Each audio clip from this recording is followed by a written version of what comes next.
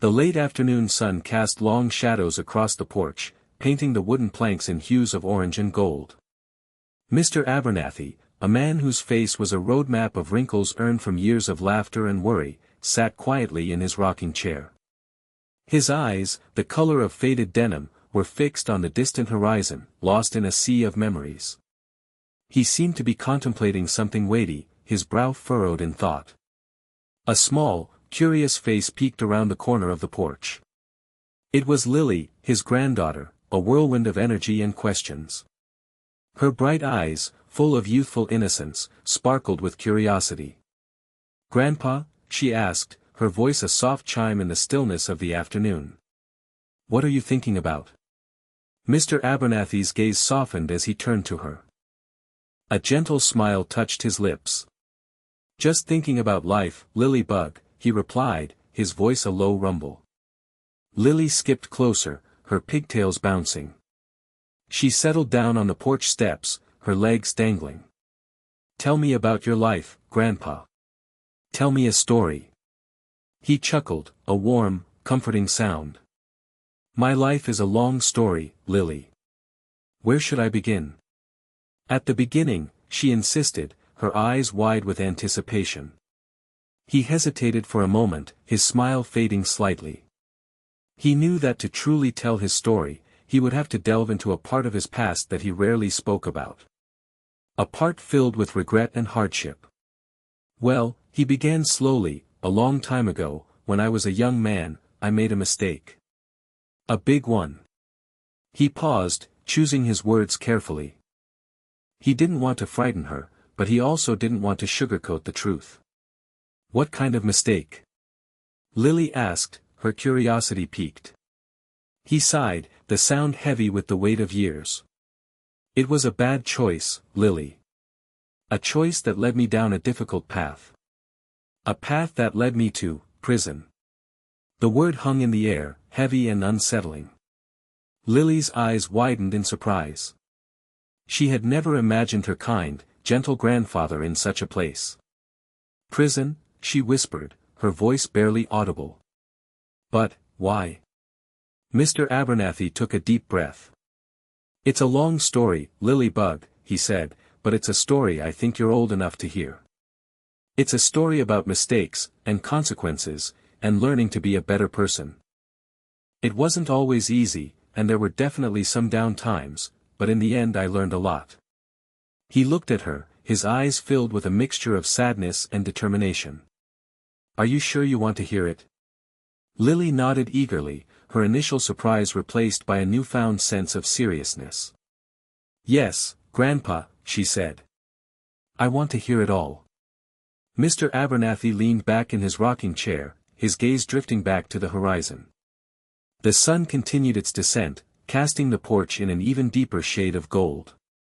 He closed his eyes for a moment, gathering his thoughts, preparing to share a part of himself that he had kept hidden for so long. "All right, Lily Bug," he said softly, "let me tell you about a time in my life that I'm not proud of, but that taught me more than anything else ever could."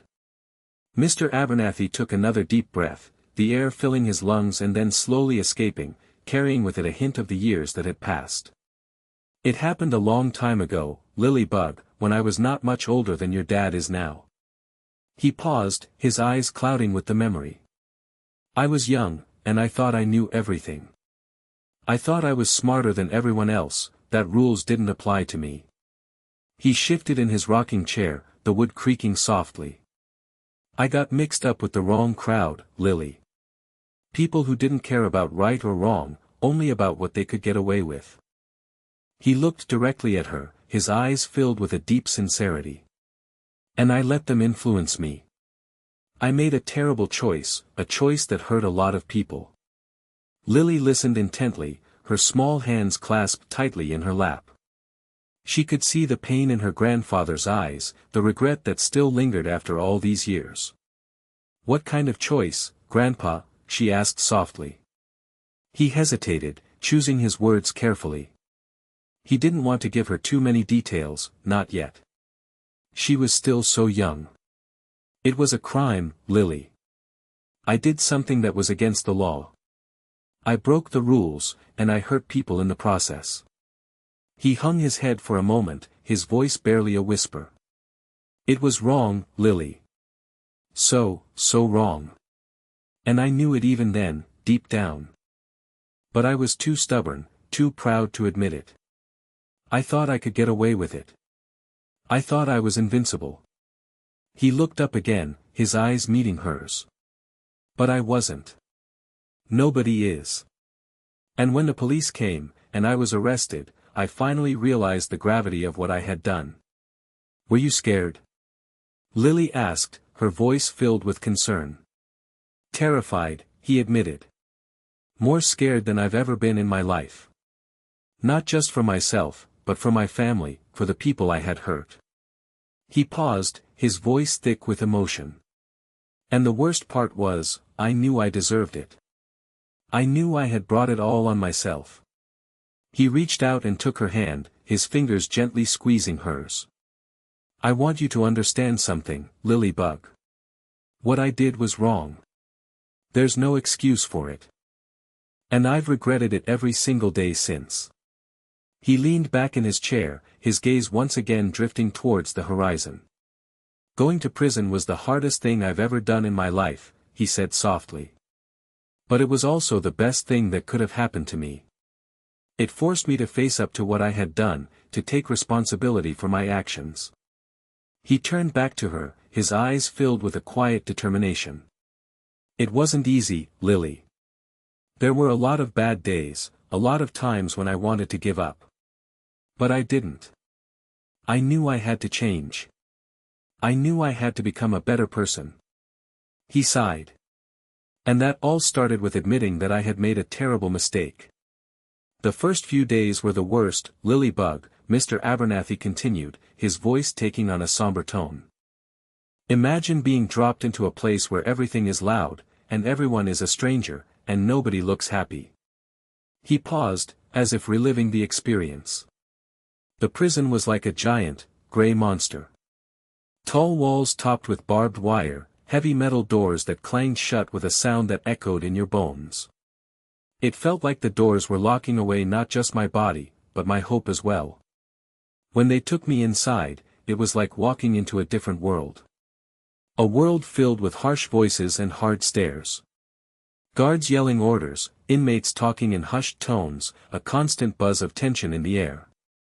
He shuddered slightly. Everything was so different. The smells were strange, a mix of old food, sweat, and something else I couldn't quite place. The lights were always on, bright and glaring, making it hard to sleep. And the noise, oh, the noise was constant. People shouting, metal banging, the endless drone of the television. They gave me a uniform, an orange jumpsuit that felt scratchy and uncomfortable. It was like they were stripping away my old identity, turning me into just another number. I remember feeling so lost and confused. I didn't know where to go, what to do, or who to talk to. It was like being in a maze, with no way out. He sighed. They put me in a cell with another inmate, a big, burly man with tattoos all over his arms. He didn't say much, just gave me a cold stare. I was terrified. That first night, I couldn't sleep. I just lay on a thin mattress, listening to the sounds of the prison, wondering what I had gotten myself into. The walls seemed to be closing in on me, and I felt like I couldn't breathe. Everything was so unfamiliar. The food was bland and tasteless. The rules were strict and confusing. And the other inmates, well, some of them were scary. They looked angry and desperate, like they had nothing to lose. I felt like I was all alone in the world, with no one to turn to. I missed my family, my friends, my old life. I missed the simple things, like sleeping in a comfortable bed, eating a home-cooked meal, and feeling the sun on my face. He looked at Lily, his eyes filled with a deep sadness. Those first few days were like a nightmare, Lilybug. A nightmare that I couldn't wake up from. It was the loneliest and most frightening time of my life. He squeezed her hand gently. But even in the darkest of places, there is always a glimmer of hope. And slowly, very slowly, I started to find my way. But it wasn't all bad, Lily-bug, Mr. Abernathy said, a faint smile touching his lips. Even in a place like that, you can find good people. People who are just trying to make it through the day, just like you. He paused, remembering. After a few weeks, I started to get to know some of the other inmates. We talked during meals, in the yard, or while doing chores. It turned out that a lot of them weren't so different from me. They had made mistakes, just like I had, and they were paying the price. There was a man named Joe, who had been a carpenter before he came to prison. He was a quiet, gentle soul, with kind eyes and a warm smile. He taught me how to whittle wood, and we would spend hours carving little figures out of scraps of wood we found. And there was Maria, a woman who had been a teacher. She was smart and funny, and she always had a good book to read.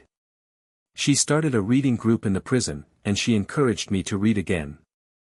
I hadn't read a book in years, but she helped me rediscover my love for stories. We would share our stories, our hopes, and our fears. We would talk about our families, our dreams for the future, and the mistakes we had made in the past. It was like we were all in the same boat, trying to row our way back to shore. He chuckled softly. We even had a little garden, hidden away in a corner of the yard. We grew tomatoes, peppers, and herbs. It wasn't much, but it gave us something to care for, something to look forward to. Those friendships helped me get through some tough times. When I was feeling down, they would lift me up. When I was feeling lost, they would help me find my way. We supported each other, encouraged each other, and reminded each other that we weren't alone. We were all different, from different backgrounds, with different stories. But we had one thing in common: we were all trying to survive, trying to make the best of a bad situation. He looked at Lily, his eyes filled with warmth. Friendship is a powerful thing, Lily-bug. It can help you get through anything, even prison. And those friendships I made in prison taught me the true meaning of loyalty, compassion, and forgiveness. He paused. They showed me that even in the darkest of places, the human spirit can still shine brightly. He added, "It's funny, isn't it? You go to prison thinking you're surrounded by only bad people, but you find out that even there, people are just people, trying to live their lives the best they can." Mr. Abernathy's smile faded, and his eyes grew distant again.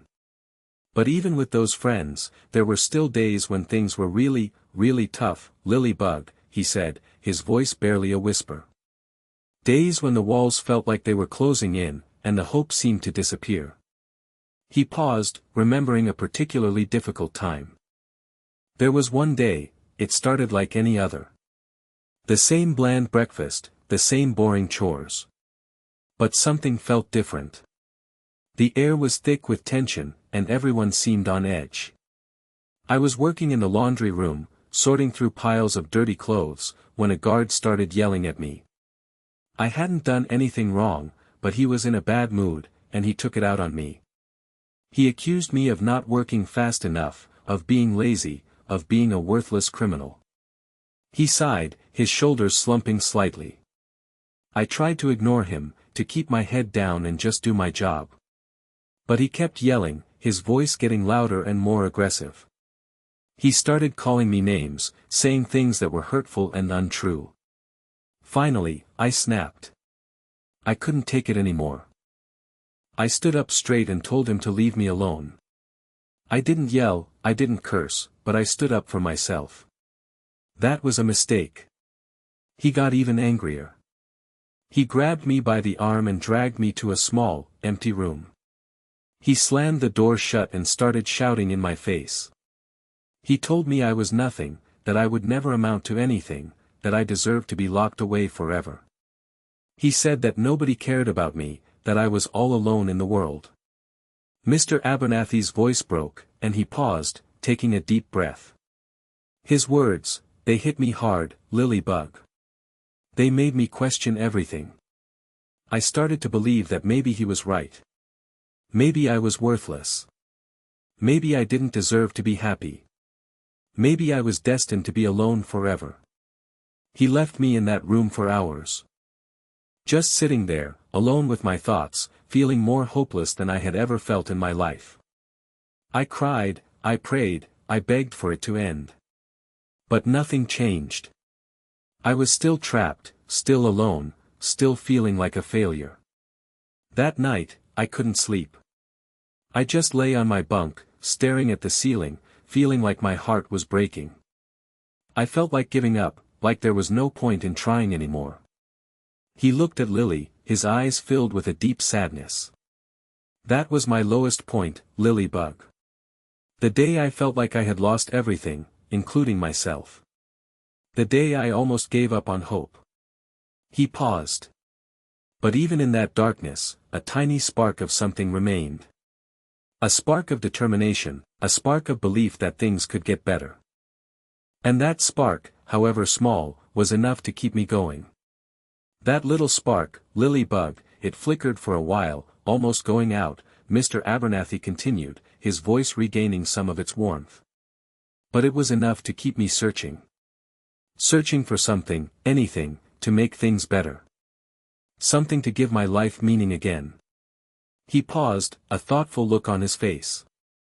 One day, I was talking to Maria, the teacher, and she mentioned that a lot of the inmates couldn't read or write very well. She was trying to help them, but she was only one person, and there were so many who needed help. I remembered that I had always been good at reading and writing. I had enjoyed it in school, and I had even thought about becoming a writer at one point. But I had let those dreams fade away, lost in the mistakes I had made. I asked Maria if I could help her. I told her that I wasn't a teacher, but I was willing to try. She was thrilled. She said that any help would be greatly appreciated. So, I started tutoring some of the other inmates. I would meet with them in the library, or in the yard, and we would work on reading, writing, and basic math. It wasn't easy. Some of them were embarrassed about their lack of education, and some of them were resistant to learning. But I kept at it. I tried to be patient, kind, and encouraging. I told them that it was never too late to learn, and that education could open doors for them, even in prison. And slowly, they started to make progress. They started to read simple books, write letters to their families, and solve basic math problems. They started to feel more confident, more empowered, and more hopeful. Seeing them succeed, seeing them grow, gave me a sense of purpose that I hadn't felt in a long time. It made me feel like I was making a difference, like I was contributing something positive to the world, even in a place like prison. He smiled, a genuine, heartfelt smile. It was like the light was coming back on inside me, Lilybug. I realized that even though I had made mistakes, I still had something to offer. I still had the ability to help others, to make the world a little bit better. Helping those men learn to read and write gave me something to focus on besides my own problems. It gave me a reason to get out of bed in the morning. It gave me hope that maybe, just maybe, I could turn my life around. He looked at Lily, his eyes shining with a newfound light. That's when I realized that even in the darkest of places, you can find purpose.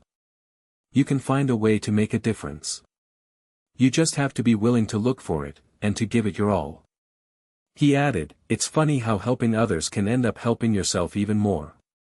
Besides helping others with their reading and writing, I also discovered something else that helped me pass the time and feel productive. Lilybug, Mr. Abernathy said, a twinkle returning to his eye. I learned how to carve wood. He explained, "Remember Joe, the carpenter I told you about? Well, he had a small set of carving tools that he had managed to bring into the prison. He used to carve little figures out of scraps of wood he found in the yard. I was always fascinated by what he could create with just a few simple tools. One day, I asked him if he would teach me. He was hesitant at first. He said that carving wood was a difficult skill, and it took a lot of patience and practice. But I convinced him that I was willing to try. So, Joe became my teacher. He showed me how to hold the tools, how to make different cuts, and how to shape the wood into the figures I wanted to create. It was hard at first. I kept cutting myself, and my figures looked clumsy and awkward. But Joe was patient with me. He encouraged me to keep practicing, and he gave me tips on how to improve my technique. And slowly, I started to get better. I started carving small animals, like birds and squirrels. Then I moved on to more complicated figures, like people and landscapes. I even carved a little wooden doll for you, Lilybug, before you were even born. He chuckled. Carving wood became my escape. It was a way for me to focus my mind, to forget about the troubles of prison, and to create something beautiful out of something ordinary. It also gave me a sense of accomplishment. When I finished a carving, I felt proud of myself. I felt like I had created something that was worthwhile, something that would last. And it helped me pass the time. Prison can be a very boring place. There's not much to do, and the days can feel very long.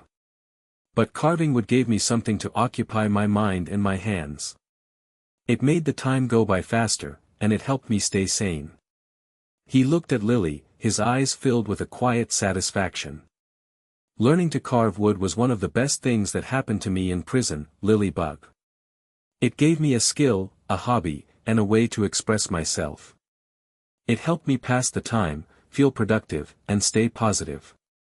And it taught me that even in the most difficult of circumstances, you can always find something new to learn, something new to create, and something new to appreciate.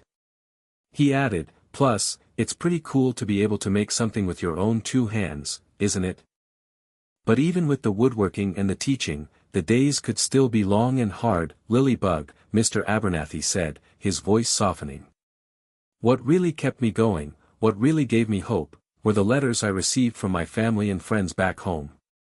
He smiled, a warm, nostalgic smile. Getting a letter in prison was like receiving a little piece of the outside world. It was a reminder that I wasn't forgotten, that people still cared about me, and that there was a life waiting for me when I got out. My mom wrote to me every week. Her letters were always filled with love and encouragement. She told me about what was happening at home, about the neighbors, about the weather, about all the little things that I was missing. She never judged me, she never gave up on me, and she always reminded me that she loved me. My dad wrote too, though his letters were shorter and less frequent. He wasn't a man of many words, but his letters were filled with wisdom and strength. He told me to stay strong, to learn from my mistakes, and to never give up on myself. And my friends, they wrote about all the fun things they were doing, about the parties they were going to, about the girls they were dating. Their letters made me laugh, and they reminded me of all the good times we had shared. He paused, his eyes misting over slightly. Reading those letters was like taking a little trip back home. It was a chance to escape the harsh reality of prison, to reconnect with the people I loved, and to remember what I was fighting for. I would read and reread those letters, memorizing every word, cherishing every sentence. They were my lifeline, my connection to the outside world, my reminder that there was something worth living for. Sometimes, I would even share my letters with the other inmates. They were just as starved for connection as I was, and they appreciated hearing about the lives of people on the outside. He looked at Lily, his eyes filled with gratitude. Letters are powerful things, Lilybug. They can bring joy, comfort, and hope to even the darkest of places. They remind you that you're not alone, that you're loved, and that you matter. He paused. So, always remember to write letters to the people you care about, Lilybug. You never know how much they might need to hear from you. He added, it's amazing how a few simple words can make such a big difference in someone's life. You know, Lilybug, Mr. Abernathy said thoughtfully, prison is a place where you expect to see a lot of bad things. And there were plenty of those. But sometimes, even in the middle of all that darkness, you would see a little flicker of light. A moment of kindness that would surprise you and remind you that there's still good in the world. He paused, remembering a specific incident. There was this one guard, Mr. Johnson. He was a big, tough-looking man with a stern face and a booming voice. He wasn't exactly known for being friendly. Most of the inmates were afraid of him. One day, I was feeling particularly down. I hadn't received a letter in weeks, I was having trouble with my woodworking, and I had gotten into an argument with another inmate. I was sitting alone in the yard, feeling sorry for myself. Mr. Johnson walked by and saw me sitting there. He stopped and looked at me for a moment, his face unreadable. I braced myself for a lecture or a scolding. But instead, he surprised me. He sat down next to me on the bench. He didn't say anything for a few minutes, just sat there in silence. Then, he pulled something out of his pocket. It was an apple. A shiny, red apple. He held it out to me. "Here," he said, his voice surprisingly gentle. "You look like you could use this." I was stunned. I didn't know what to say. I took the apple, and I thanked him. He just nodded and stood up to leave. As he walked away, he turned back and said, "Sometimes, we all need a little something to get us through the day." Then he disappeared around the corner. Mr. Abernathy smiled, a warm, genuine smile. That apple, it wasn't just an apple, Lilybug. It was a symbol of hope, a reminder that even the toughest people can have a kind heart. It showed me that there was still good in the world, even in a place like prison. It taught me not to judge people based on their appearance or their reputation. It taught me that everyone is capable of kindness, and that even the smallest act of compassion can make a big difference in someone's life. He looked at Lily, his eyes filled with emotion. That moment with Mr. Johnson stayed with me for the rest of my time in prison. It reminded me that even in the darkest of places, there is always a glimmer of light, a flicker of hope, a moment of kindness that can make all the difference. He added, "It just goes to show you, you never really know what someone is going through, and a little kindness can go a long way." The day I was finally released from prison, Lilybug, Mr. Abernathy said, a mixture of emotions flickering across his face, was one of the strangest days of my life. It was filled with so much joy, but also so much fear. He paused, remembering the feeling. I had been counting down the days, the hours, the minutes, for what seemed like forever. I couldn't wait to get out, to be free, to start my life over. But as the day drew closer, I started to get nervous. I started to wonder if I was ready. I started to worry about what awaited me on the outside. The morning of my release, I woke up before dawn. I couldn't sleep. My heart was pounding in my chest, and my stomach was churning with butterflies. I got dressed in the clothes they gave me, a plain shirt, a pair of jeans, and some old sneakers. They felt strange after wearing the orange jumpsuit for so long. The guards called my name, and I walked to the front gate.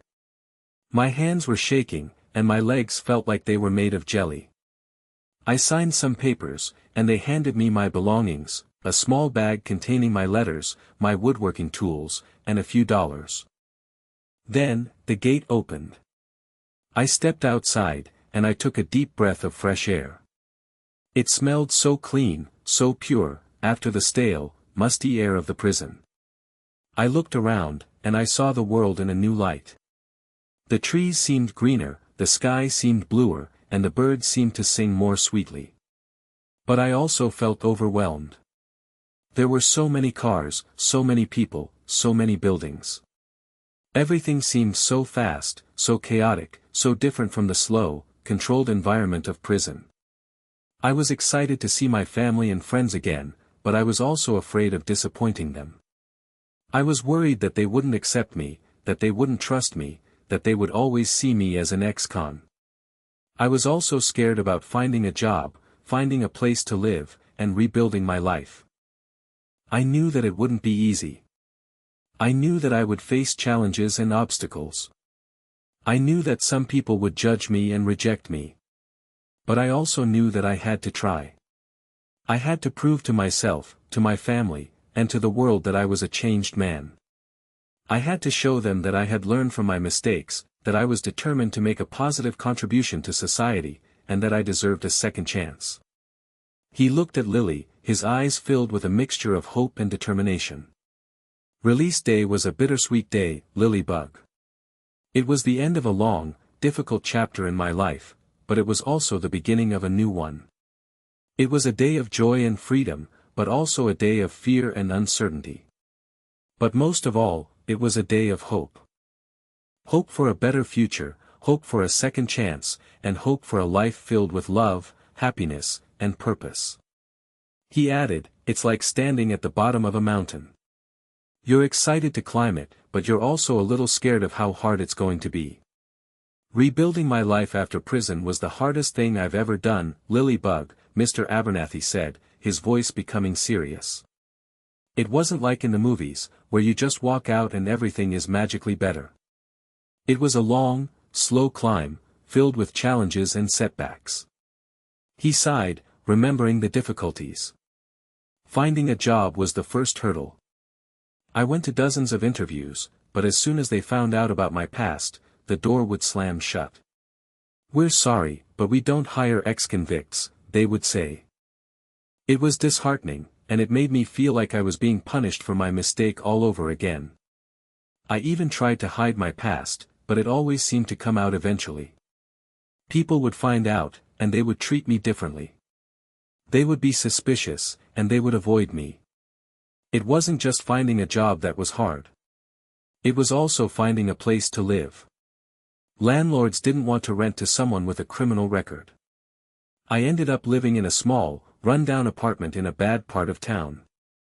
But the hardest part of all was earning people's trust again. My family and friends were supportive, but it took time for them to fully trust me again. They had been hurt by my actions, and it took a while for them to believe that I had truly changed. And strangers, well, strangers were even harder to convince. They would judge me based on my past, and they wouldn't give me a chance to prove myself. I remember one time, I was at the grocery store, and I accidentally bumped into someone. They turned around and saw my tattoos, and they immediately recoiled in fear. They muttered something about criminals and walked away. It made me feel like I was wearing a scarlet letter, marking me as an outcast. He paused, his eyes filled with a quiet determination. But I didn't give up. I knew that it would take time and effort to rebuild my life, but I was determined to do it. I was determined to prove to myself and to the world that I was a changed man. I kept applying for jobs, even though I kept getting rejected. I volunteered at a local soup kitchen to give back to the community. I attended support groups to help me stay on the right path. And I worked hard to earn back the trust of my family and friends. Slowly, things started to get better. I finally found a job working as a janitor. It wasn't glamorous, but it was a start. I saved up enough money to move to a better apartment. And I started to rebuild my relationships with my loved ones. He looked at Lily, his eyes shining with pride. It wasn't easy, Lily Bug. But I learned that with hard work, determination, and a little bit of faith, anything is possible. I learned that even after making a big mistake, you can still turn your life around and create a better future for yourself. He added, "The most important thing is to never give up on yourself, even when things get tough." Prison taught me a lot of things, Lily Bug, Mr. Abernathy said, his voice filled with a newfound wisdom. But the most important lesson I learned was about the power of choices and the importance of treating others with respect. He looked at Lily, his eyes earnest. Before I went to prison, I didn't really think about the consequences of my actions. I was selfish and impulsive, and I only cared about what I wanted. I didn't think about how my choices affected other people. But prison changed all that. It forced me to face up to the pain and suffering I had caused. It made me realize that every choice has consequences, and that those consequences can ripple out and affect the lives of many people. I learned that making good choices is essential for a happy and fulfilling life. It's not always easy to do the right thing, but it's always worth it in the end. Because when you make good choices, you create a better future for yourself and for everyone around you. I also learned about the importance of treating others with respect. Before prison, I didn't always treat people the way I should have. I was often dismissive, arrogant, and unkind. But prison showed me that everyone deserves to be treated with dignity and respect, regardless of their background, their circumstances, or their mistakes. I learned that kindness and compassion can make a world of difference in someone's life. I saw firsthand how people could be broken down by cruelty and disrespect, and I also saw how they could be lifted up by kindness and compassion. I realized that we all have the power to make a positive impact on the lives of others, simply by treating them with respect. He paused, his voice filled with emotion. Prison was a harsh and unforgiving place, but it also taught me some valuable lessons about humanity. It taught me that we are all connected, that our choices affect one another, and that we have a responsibility to treat each other with kindness and respect. It's not enough to just avoid doing bad things, Lilybug. We also have to actively try to do good things. We have to be kind, compassionate, and respectful to everyone we meet. We have to stand up for what's right, even when it's difficult. And we have to never give up on hope, even in the darkest of times. He looked at Lily, his eyes shining with sincerity. Those are the lessons I learned in prison, Lilybug. And they are lessons that I will carry with me for the rest of my life. I hope you will learn them too, without having to go through what I went through. He added, it's better to learn from other people's mistakes than to have to make them all yourself. And that's why, Lilybug, Mr. Abernathy said, a sense of purpose radiating from him, I decided to dedicate my life to helping young people avoid making the same mistakes I did. I wanted to use my experiences, both good and bad, to make a positive difference in the world. He explained, I started volunteering at a local youth center, working with kids who were at risk of getting into trouble.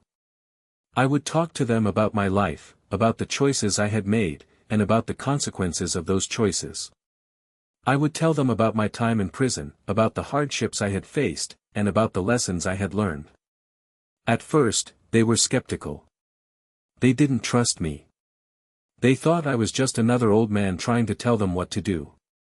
But I kept showing up, week after week, and I kept being honest and open with them. And slowly, they started to listen. I would share my woodworking skills with them, teaching them how to carve wood and create beautiful things. It was a way for them to express themselves, to build their confidence, and to learn a valuable skill. I would also help them with their homework, tutoring them in reading, writing, and math. I wanted to give them the tools they needed to succeed in school and in life. But most importantly, I would just listen to them. I would listen to their problems, their fears, and their dreams. I would offer them advice, support, and encouragement. I wanted them to know that they weren't alone, and that someone cared about them. I would tell them that it's okay to make mistakes, as long as you learn from them. I would tell them that it's never too late to turn your life around, no matter how bad things seem. And I would tell them that they have the power to create a better future for themselves, if they are willing to work hard and make good choices. He smiled, a warm, heartfelt smile. Seeing those young people succeed, seeing them make positive changes in their lives, has been the most rewarding thing I have ever done.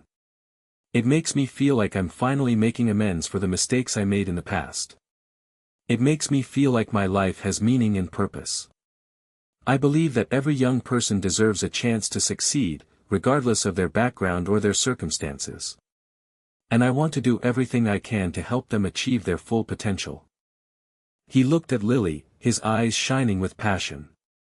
That's why I do what I do, Lilybug. I want to make the world a better place, one young person at a time. I want to give them the tools they need to build a brighter future. And I want to show them that even after making mistakes, you can still live a life filled with purpose and meaning. He added, it's all about paying it forward, Lilybug. I was given a second chance, and I want to give others the same opportunity. Mr. Abernathy smiled, a gentle, loving smile that reached all the way to his faded denim eyes. The sun had almost completely set, casting long, dancing shadows across the porch. The air was cooler now, carrying the scent of honeysuckle and freshly cut grass. So, Lilybug, he said softly, that's my story. Or at least, a part of it. He paused, looking at her with a deep sense of affection. It wasn't always easy to tell, and there were definitely some parts that were hard to relive. But I wanted you to know the truth about my life, the good and the bad. Prison was a difficult experience, there's no doubt about that. It was a place of hardship, loneliness, and regret. It was a place where I faced my demons and confronted my mistakes. But it was also a place of learning, growth, and transformation. It was a place where I discovered my strengths, my values, and my purpose. It was a place where I learned the true meaning of friendship, compassion, and forgiveness. He reached out and took her hand, his fingers gently squeezing hers. And most importantly, Lily Bug, prison helped me become a better person. It forced me to confront my flaws, to take responsibility for my actions, and to dedicate my life to making a positive difference in the world. I know that it's not always easy to understand why bad things happen. And I know that it's not always easy to forgive yourself or others for the mistakes they have made. But I believe that everyone can learn from their mistakes. I believe that everyone has the potential to change and grow. And I believe that everyone deserves a second chance. He looked at her, his eyes shining with hope.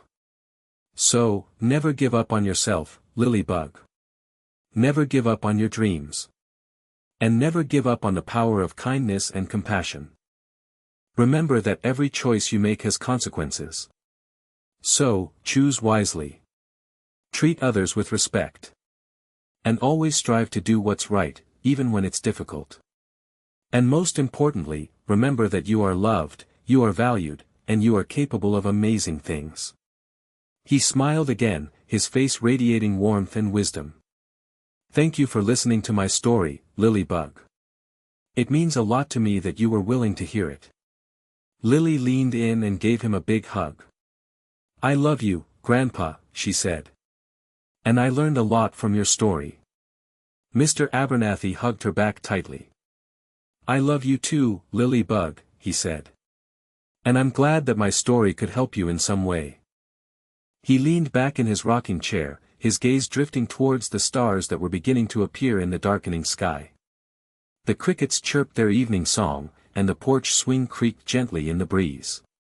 The old man and the child sat together in comfortable silence, connected by a bond of love, understanding, and shared experience. The story was over, but the lessons would last a lifetime. He knew that even though he had made mistakes in his life, he had also done some good. And that was enough. He was content.